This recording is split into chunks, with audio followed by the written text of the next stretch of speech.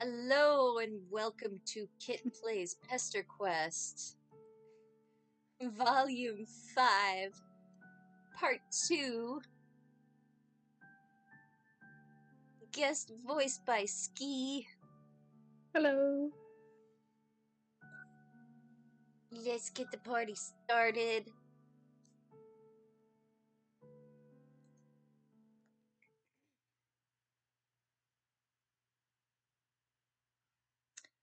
Volume 5, Route 2. I have plenty of friends.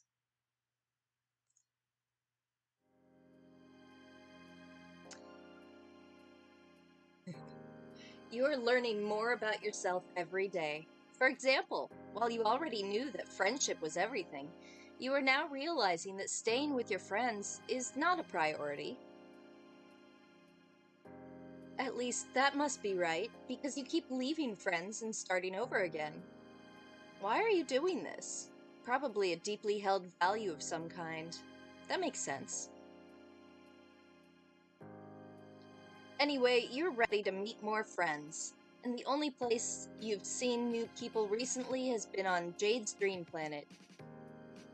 You zap on over there.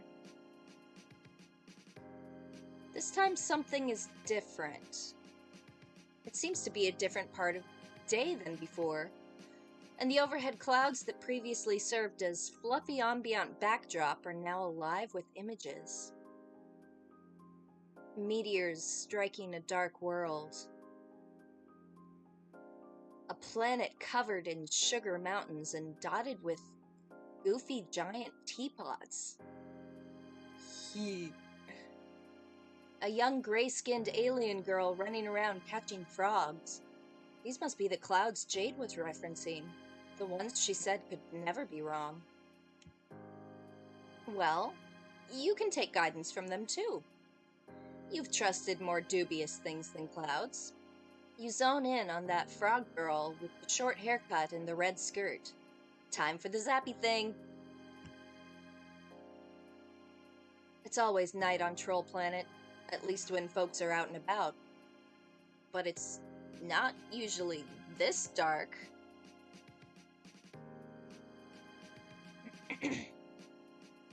You confidently head out to start exploring your surroundings and immediately run into a wall face first. Good job. Okay. You're getting your bearings now. You've ended up in some kind of closet. You refrain from making a hackneyed joke about it. They probably don't even have that cultural metaphor here. And the noise you made elicited an answering yelp of surprise in the room outside. You hear footsteps approaching you, and then someone yanks the door open. Yeah, we're in the closet.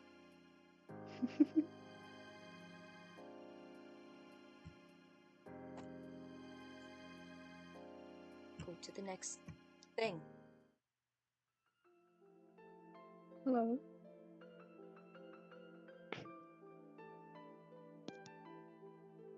What the fuck? Opening the door has allowed a beam of bright sunlight to fall across your face. You feel instinctively that the light is something to avoid. You hold your hands up to shield your face, then remember that your hands are also made of skin, and whimper.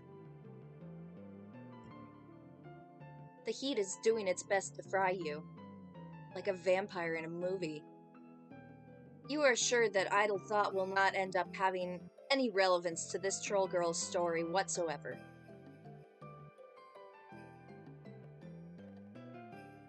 What are you? Did you just wander in here like this? Or like...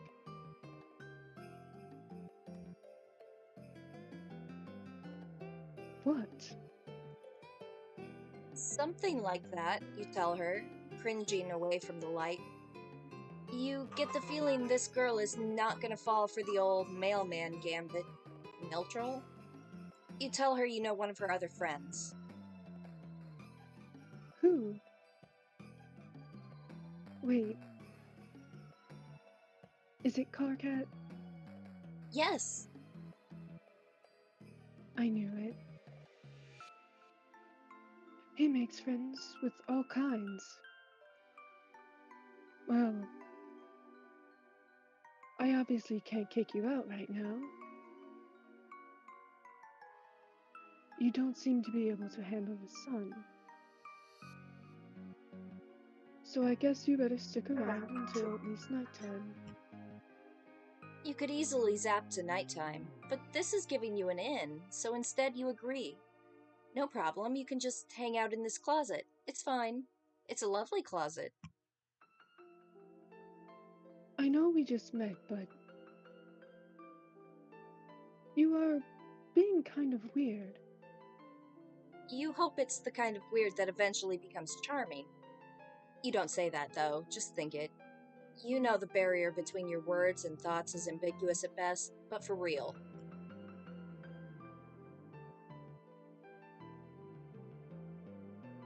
Oh, that lagged for a second. Anyway, you have no obligation to stalk around in my wardrobeifying assets chamber. I have a solution. Pulling the shades, maybe? No. Why would I deprive my plants of life-giving sunlight for a fragile-skinned creature I've never met before? It is another solution. A minute later, you are dressed in a floor-length gown of emerald velvet, with long sleeves, a high neckline, and a dramatic hood to pull over your head. The dress does nothing for the heat, but it effectively shields you from the sunlight. There you go. All swaddled up like a baby, you joke. The troll just gives you a level look. Clearly, you've stumbled on a cultural misalignment. Even though she's the one who hasn't even heard of a baby, she stares at you until you start to feel embarrassed for knowing things that she doesn't know. She is very good at staring contests. What an amazing potential friend! Now out of the closet, you know now that joke won't land either. You look around the room. It is indeed covered with plants, as well as colorful bolts of fabric and half-finished sewing projects. Unlike Rose's knitting disarray, it does not give the impression of someone who has difficulty finishing things. This troll's room gives the impression of someone who enjoys, even excels, at having multiple irons in hot places. Or at least she thinks she does. She seems to have just been on her computer thing when you zapped in, because her chat client is flashing insistently. You try to peer at the open window, but she hits a button and makes the projection disappear, a delicate green flush rising to her cheeks. Oh. No need to look at that. Guiltily, you remember spying on Rose. When she called you out, you thought for a second that your chances of being her friend had run out.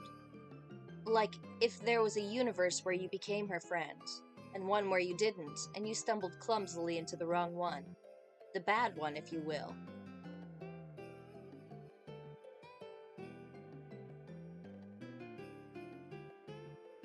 Well, considering how she's blushing, who do you think she was talking to?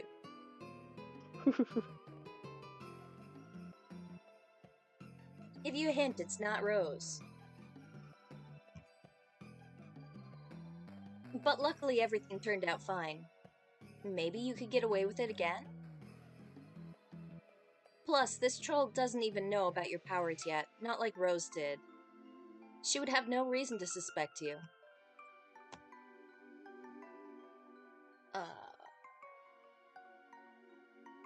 We are...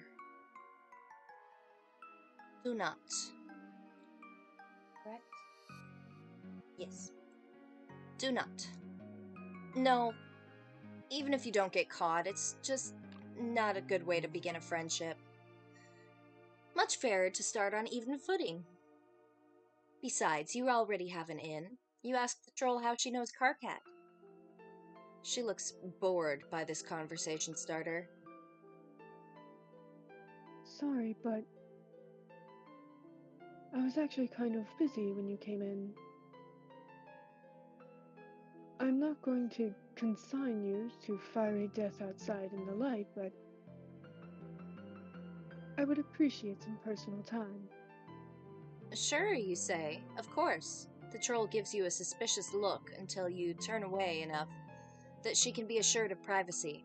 She goes right back to chatting with her friends. After a while, she gets up and starts working on a dress she's sewing. She keeps getting frustrated, ripping it out and redoing it to get it perfect. Let's take a look at that dress that she's working on. We know that dress. Mm-hmm, we do.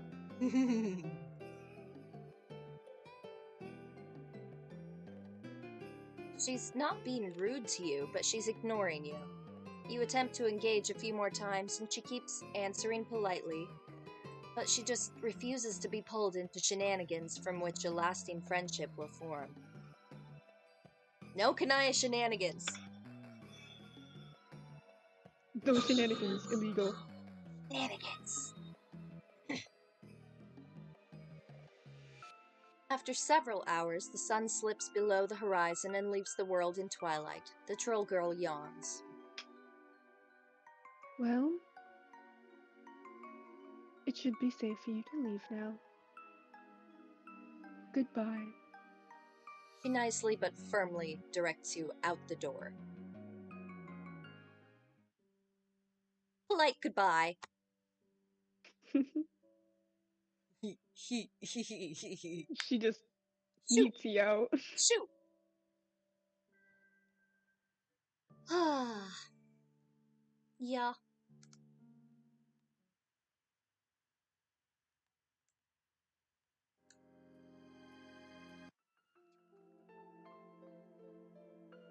That face. Yes. Spy on the troll's communications. You excuse yourself to the... You don't know what they call it here. The... necessaries. You wave your hand in a vaguely embarrassed way and the troll gets it. Out of her sight, you zap back to a few minutes ago, just outside the door to the room you're in now. You wait until you hear the thump of yourself arriving in the closet, and the troll abandoning her desk. Then you quickly zap into the room and read her current chat. It just cannot escape my notice that the last 3 times you have contacted me, it was to ask if I finished your dress yet. Under these circumstances, I find it trying to believe that you want it for no particular reason.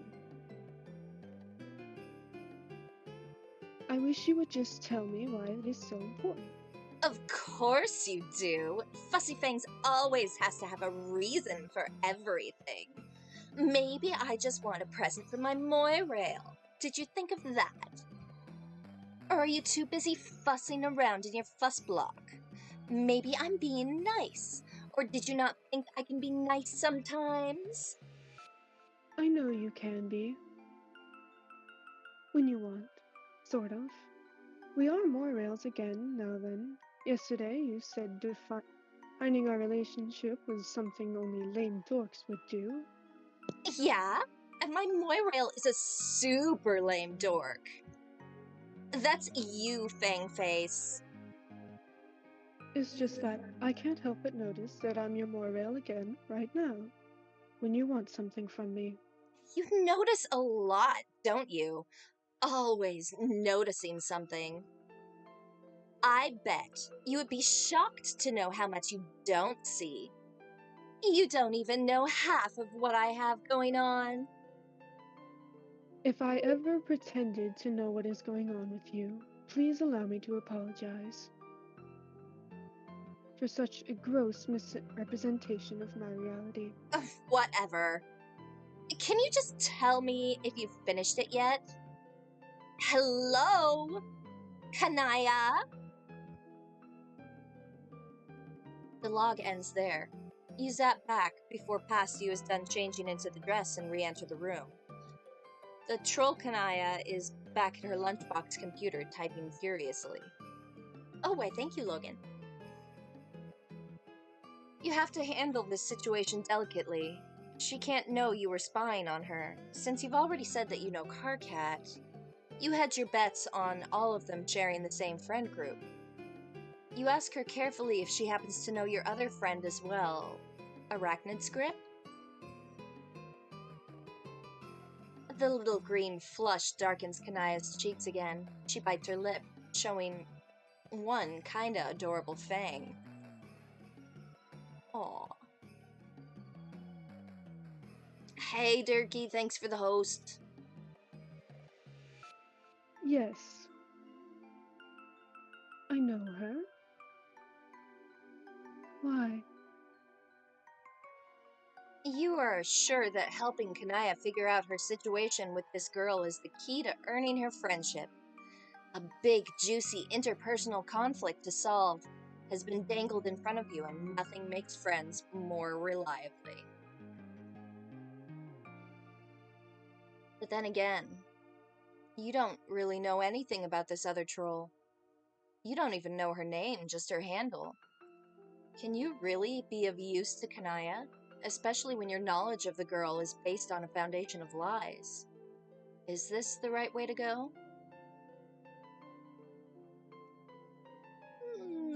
Let's offer to help. You gesture wildly. You and this girl, whose name you do totally know, go way back. In fact, if Kanaya wants some help figuring things out with her, you could definitely help. You're an observant person. This part is true. And you want to help her. This too. Kanaya thinks this over, looking skeptical. What could you do to help? She's just impossible. Everyone knows that already. I am not breaking new ground about Vriska here. Vriska, that must be her name. Despite Kanaya's outward frustration, you keep sensing some kind of guilty affection here. You don't know what a moirail is. How could you? You've never heard that word before. But it conjures a feeling inside you. A vague sense of warmth and comfort, and for some reason, a dark room and the smell of popcorn. Anyway, it's clearly some kind of intimate relationship, and Kanaya's feelings are all wrapped up in it. You know what to do in that kind of situation. She needs to tell Vriska how she feels. You expect Kanaya to brush this off. She hasn't exactly been Miss Emotional Openness so far, and she looks like she's about to, but then she wavers. To your surprise, she lets out a heavy sigh, her shoulders slumping. What would be the point?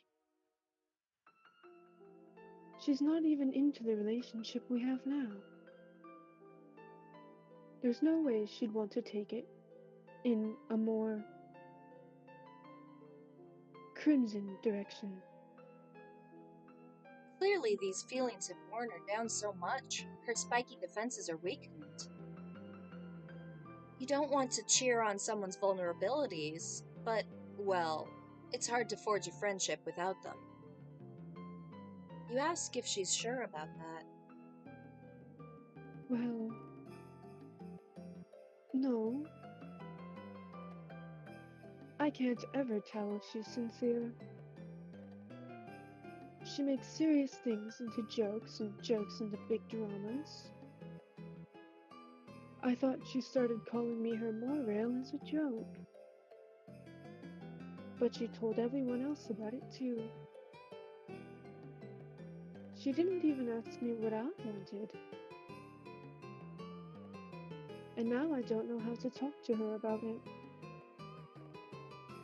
Every conversation we have gets so antagonistic.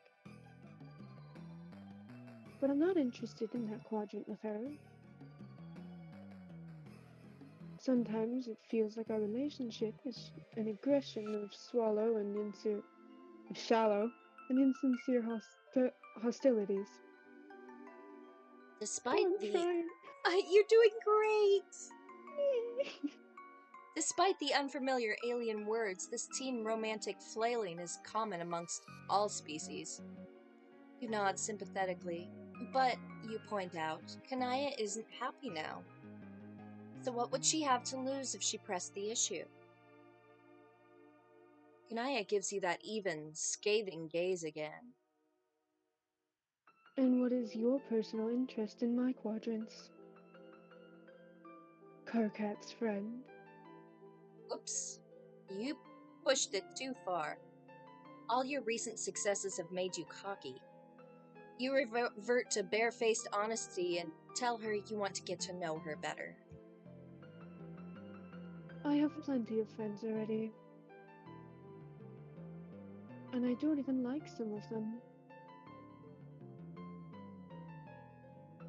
But I will think about your unsolicited and unwelcome advice. Advice from a stranger whose presence you are tolerating solely. Do not be responsible for the death of an innocent is well known to be the best kind of advice.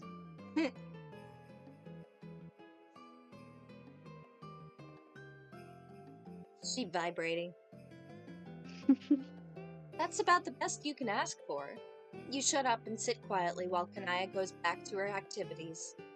Sewing and tending to her plants with a big chainsaw she seems to have pulled out of nowhere. Finally, she huffs a sigh and throws the chainsaw down on the floor.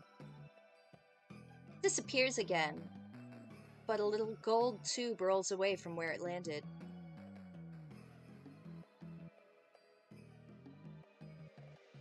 Adorable. She's it. Yeah. Kanaya stalks back to her magic computer lunchbox. She's emanating such a determined air that you don't dare to address her. Maybe she's forgotten about you. If so, it's to your advantage because Kanaya's set up excuse me, projects her windows in a very visible way, and she didn't tell you not to look this time.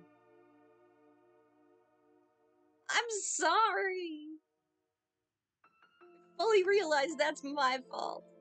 I'm sorry.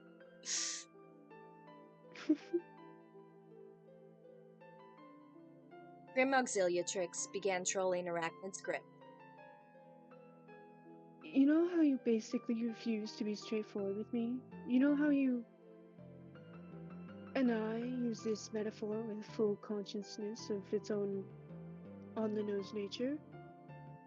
Always weave a web of intricate emotional misdirection and basically act in the most infuriating way possible? What? Slow down. What are you talking about? Why did you start calling me your Moira?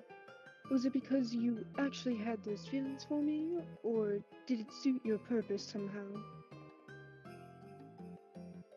What if I started calling you my Matesprit? Would that make it reality? Is that how it works? You just say things and assume they will happen like you said instead of talking about it with the other person involved? That time I meant you in an abstract and general sense, not specifically you. Wait, are you saying you want to be Matespritz? You know I'm one of the few of us who still likes you. You know everyone wonders why I still talk to you at all. And sometimes I do too, after everything you've done. I think in this situation the evidence for strong That's a Concupiscent. word. Concupiscent. Concupiscent. Gosh. Yeah. Sorry about that. It's good. Feelings on my part is compelling. I do not think our so-called more allegiance is satisfying enough to account for my continued attachment to you. Any outside observer would perceive it as much. Wow. I think there was a confession somewhere buried under all that insulting language. You know what, Meanie Fangs? Let's do it. Let's be Matespritz. Do not mock me. I'm not. Jeez. Do you see how unfair you're being? Vriska, be more straightforward. Vriska, talk clearly about your feelings. Define a relationship. And then when I do it, this is what I get? Let's flip red. Why not? Wait, really? Yes! There's a face. There you go. Oh, Let's just look at that face for a moment. I love her. Right. Kanaya slams the lunchbox shut and turns to you. She's even more flustered than she was before, and you can't tell if she's freaked out or thrilled. Maybe even she doesn't know. Listen, I have to go somewhere. You can let yourself out, right? Do not steal anything from me. Off she goes. You open your mouth, about to suggest that you could teleport her where she needs to go, but she rushes past you and down the stairs. Then she's gone. Dang. You've been getting really good mileage lately out of being the person to unite distant friends. Lousy goddamn stupid independent action. You get the feeling following her wouldn't go over well either. Kanaya probably needs some privacy right now.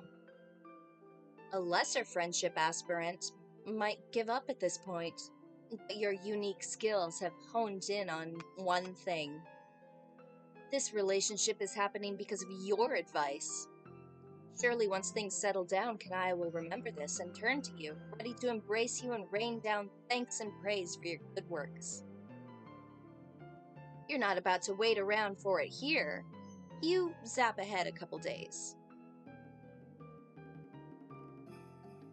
No Kanaya. Nothing in the room indicates that Kanaya has even been back here. You try a couple days more.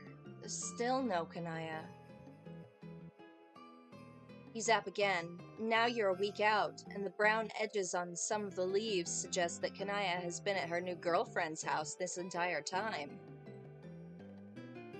You were about to give up when you hear a door slam downstairs. And there's another face. Oh, baby. Baby. Oh, no, baby. Kanaya storms up the winding staircase, stopping dead when she sees you. Oh, great. Just what I need. Someone I don't know here in a delicate emotional time to witness my comprised state. Whenever I'm on the precipice of romantic disaster, I always think to myself, I wish a deformed stranger was in my house refusing to leave. Just to bear witness to my negligent Inelegant. suffering. Inelegant.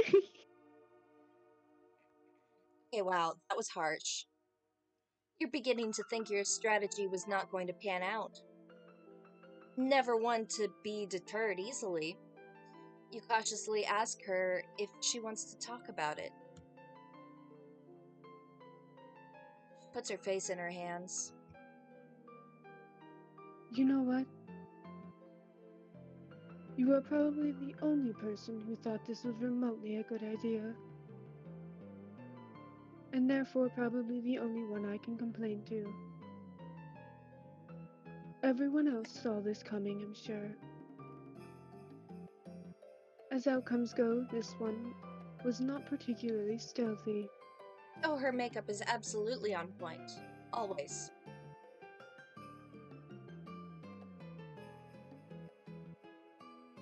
There's a face. When she looks up, she doesn't look angry anymore, just upset. Oh no. I do not know why I thought that in becoming my mate's bitch, she would somehow start acting differently than the way she always has. Relationships are hard. Relationships are hard, and nobody understands. Well, no. I mean, they are a very common form of social interaction. I think most people, especially past the age of when their genetic contribution is legally required, understand or face certain culling. Okay, never mind that. You were trying to do a thing and it clearly didn't work. So things didn't work out with Vriska? You could say that. At first, it was everything I wanted. She's right, you know. She can be nice sometimes. But then she just started ordering me around. Like I had to do what she said just because I was her matesprit. Like maybe the reason she agreed in the first place was because she wanted that leverage. You know she's upset, but she isn't getting visibly emotional. Instead, as she talks, her eyes narrow and her voice grows icy with anger. She grows very still, her muscles held taut. And she kept trying to use me to get back in with our friends who sensibly dropped her already. Like Karkat and Terezi. Although I can't believe I still have any cash with them after so obviously taking leave of my senses enough to date her. Even Terezi wasn't stupid enough for that. It felt like she just wanted me to like her so she could exploit me. Maybe because she doesn't have enough other friends. So she had to get the most out of me. Her voice is trembling with anger now. Geez, that's rough. Honestly, it sounds to you like Kanaya dodged a bullet. When you first saw that Kanaya had a crush on this girl, you kind of assumed that someone as composed and rational as Kanaya would be drawn to someone who would compliment her well. But you've just watched her walk into a train wreck.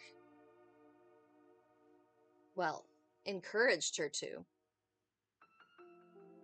It's probably good she broke up with Vriska. I didn't. Oh, well, But you're right. how's that for a The sprite? keyboard! The keyboard! I know. She's gonna need to talk to Salks about that. Oh no!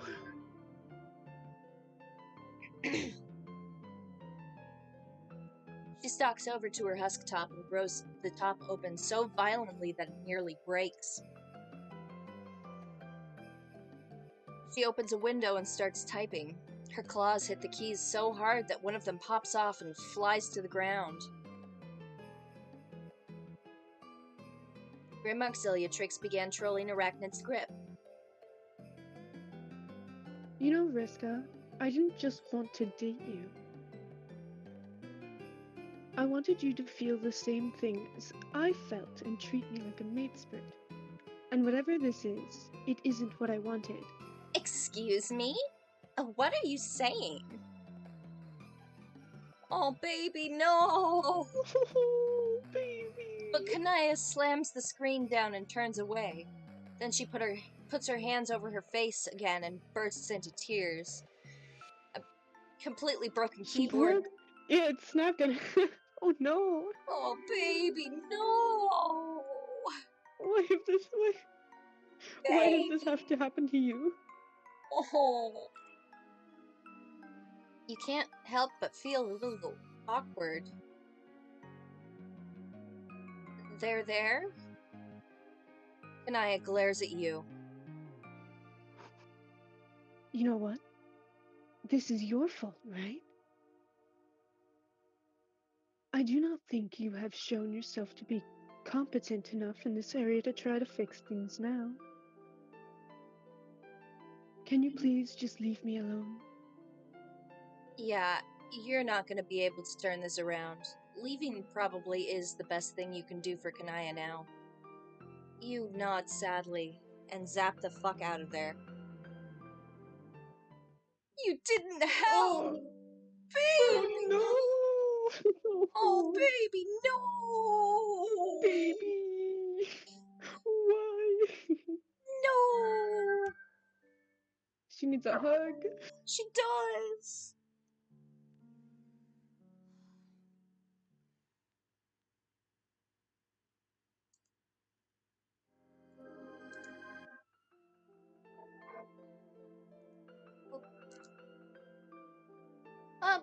Let's back off.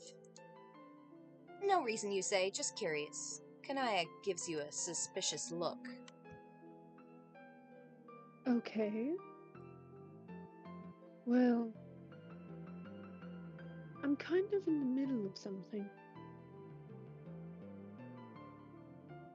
You can just while away the time until it gets dark. Sure. You watch her for a few minutes as she finishes up her conversation, and then starts working on things around her room. But having seen what you've seen, you are determined to find some way to help her. If you can't fix her interpersonal problems, maybe you can figure out something else she'd enjoy. Filled with investigative spirit, you start to gather evidence. Snoop. You start to snoop. Spying got you this far. Spying is great. You rifle through Kanaya's bookshelf. She has a number of sewing pattern books, which you assume must have some kind of whimsically gruesome twist congruent with the rest of the world building on this planet, but pretty much just look like sewing pattern books. Oh! No!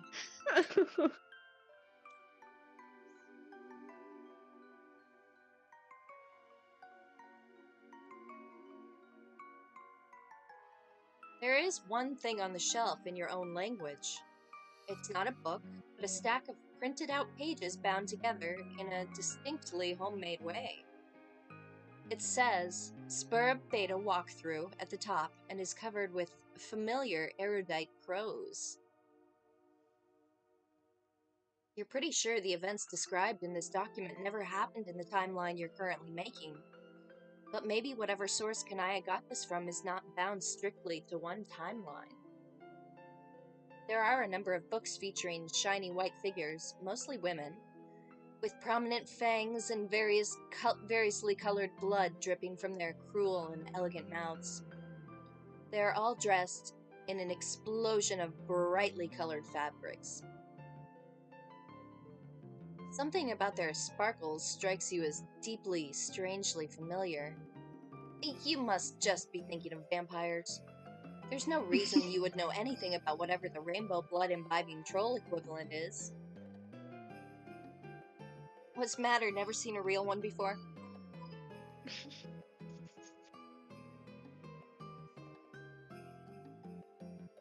Most of these covers feature a swooning troll of varying genders, clearly about to have their throat torn out sexily. Many of the rainbow vampires are being menaced by brave heroes, all wielding chainsaws.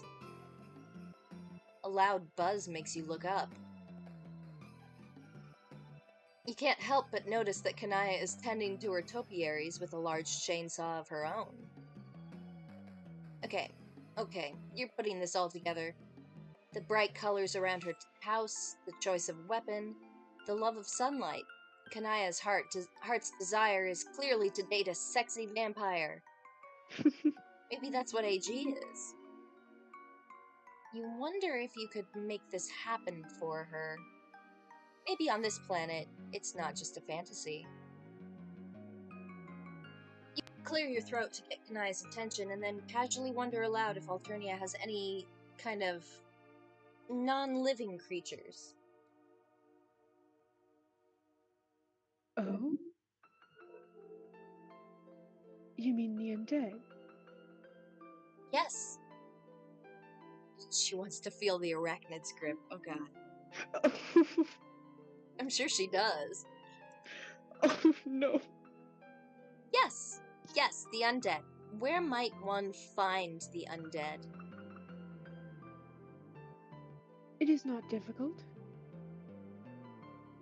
They tromp past my hive and their horns every day. Slavering and so on. Trying to get in sometimes. It's all coming together. That must be the root of Kanaya's fascination. You start to form a plan. For the next few hours, you keep a keen eye trained on the window.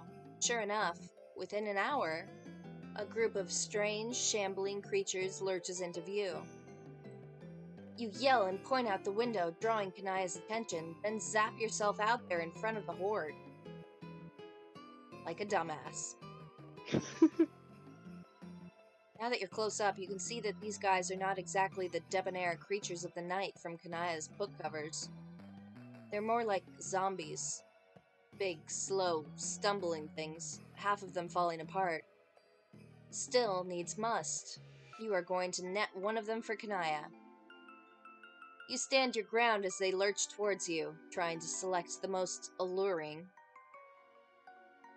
There should be... There's a girl. Yeah.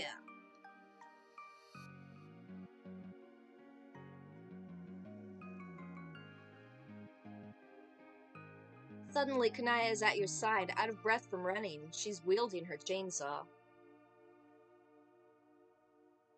Are you actually bare fit of sense? Bereft. Bereft. Okay, I can't read. That's okay. You don't fight the undead. This is suicidal. You weren't trying to fight them, but there's no time to explain that because they attack you anyway. Great monstrous arm backhands you to the ground, and monster claws tear through your gown and into your shoulder, lifting you by it. The creature opens a mouth full of more teeth than you thought could fit inside there. Then you're falling. You hit the ground and roll, dirt grinding into the wounds of your arm. The top half of the creature lands next to you, twitching slightly. Kanaya's chainsaw gleams with its black blood. She twirls and bisects another dead thing, but then a third bear hugs her from behind and lifts her, its maw opening wide. You scramble to your feet and throw yourself at Kanaya, grabbing her kicking leg and squeezing your eyes shut to concentrate. You zap. Please don't let the monster have come with you.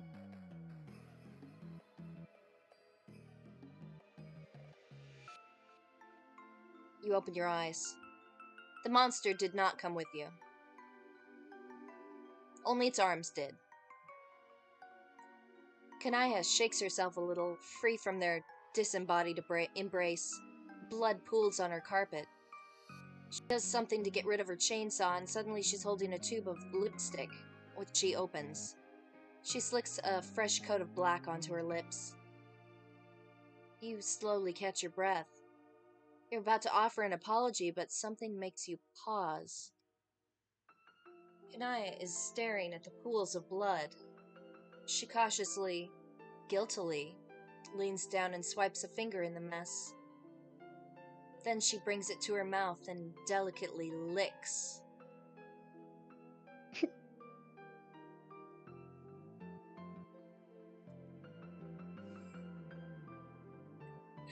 Are you ready for this one? Are we ready for this one? Oh my. Blood.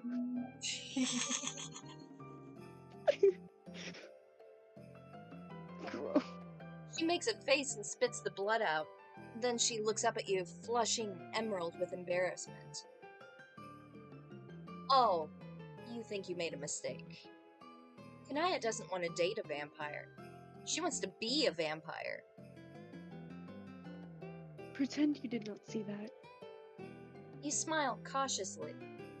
It's okay, you tell her. You're embarrassed yourself by your foolish actions. Yes. Why did you do that? Also, how did you teleport? We will be coming back to that one, do not mistake me. But I can't understand why anyone would run straight into a horde of undead. You look down. Well, it's just that when she said undead, you were picturing something else. Another kind of creature that was dead and now isn't and is a little more appealing. Understanding dawns. Oh. I see. Well, that's understandable. Vampires are just so cool. They're so cool and hot, and it would make sense for anyone to want to be one. I don't know what a vampire is, but I believe we are on the same page. Look at that smile. Oh. That's so cute. I love her sprites. They're fantastic. Maybe I misjudged you. Perhaps you have greater intelligence and finer taste than I originally inferred. Maybe, you say. And you bet anyone with taste would find Kanaya's daring, unconventional aesthetic intriguing. Even someone like the tentacle therapist. Kanaya freezes. Huh? How do you know? Did you just... I mean... Flustered! Who is that? I mean, She clears her throat uncomfortably. whoever that is. I hope you are right. And also...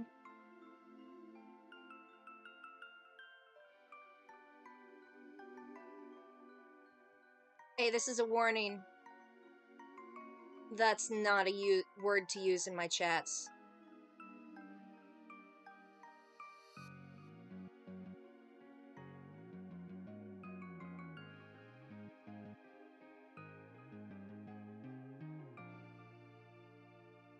Well... She looks embarrassed again. Thank you for saying so. You nod, wondering if you should say more. But you should keep that friend's secrets, just like you are going to keep Kanaya's vampire fantasies secret. Because that's what friends do.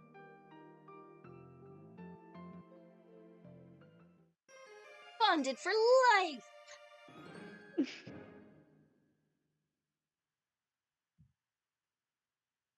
Yay! Got the good end. Yay! Yay! Let's look at this chum roll. Tentacle therapy. You assured Kanaya that liking Dracula's is really cool. But apparently not wizards.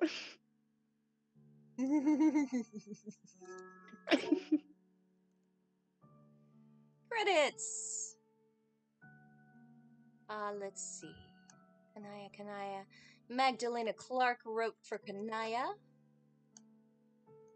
And our character artists... Gina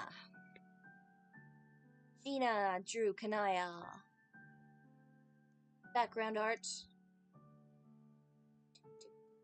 Phil Gibson.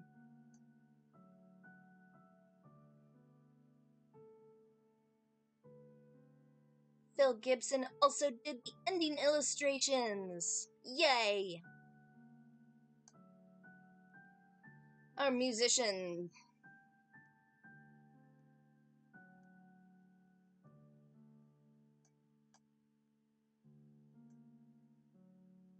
Toby Fox did Kanaya's theme, Darling Kanaya. Ooh. We know that one. All right.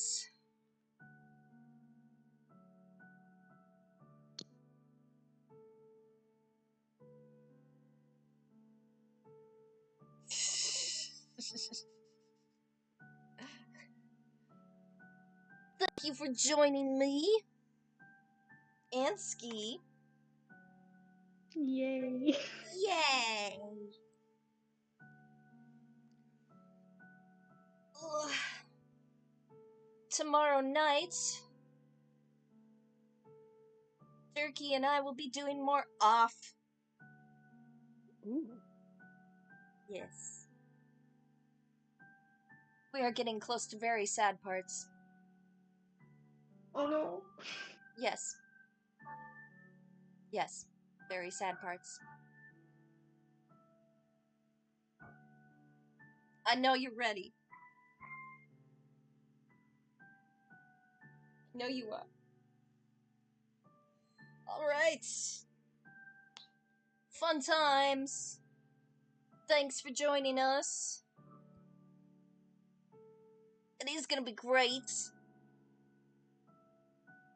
It's gonna... We're gonna have to cut that into a couple of parts.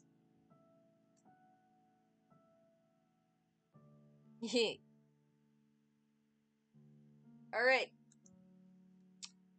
This has been Kit and Skee playing Pesterquest. And a reminder, because I am going to put this up on my YouTube channel today. Here is my channel name. There we go. Have a good one. Bye bye.